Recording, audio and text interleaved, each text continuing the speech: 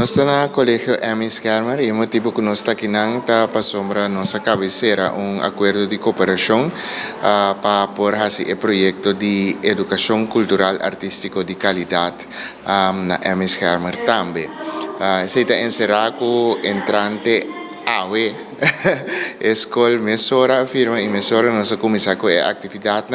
e AWE nós temos um colega Fittipaldi Peters, que é um músico também, que a começar aqui na AWE com as quartas para emocionar,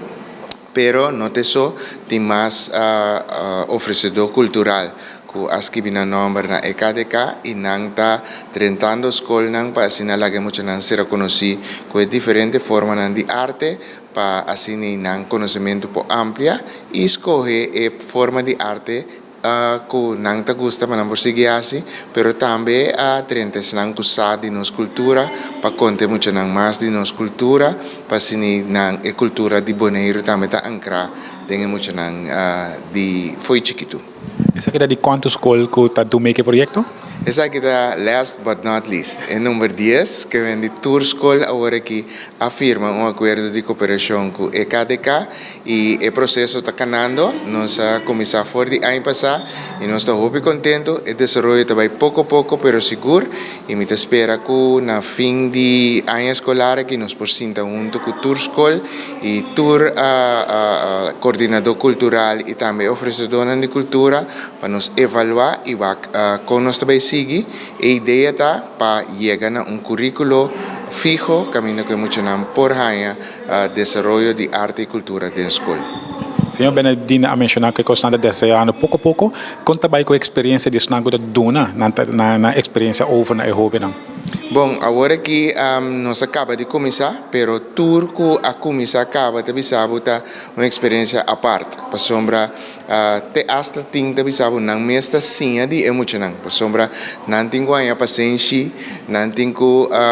cambia na forma, para não pedir não chega de duna aliás. Pero junto com ela frau para adiante classe, não também assim é diferente forma não compa passa over não conhecimento na emoção que me diz é two-way street de duas bandas é uma experiência doce e emocionante gostando também. O mensagem para toda a escola e também estão donando elas para a primeira experiência? Bom, me que começar a agradecer a escola que a querer o projeto, me que agradecer a oferecedor cultural que tiki está saliendo foi tur parte e oferecendo um serviço e me que agradecer seguro a OLB governo para querer o projeto que está donando não sustento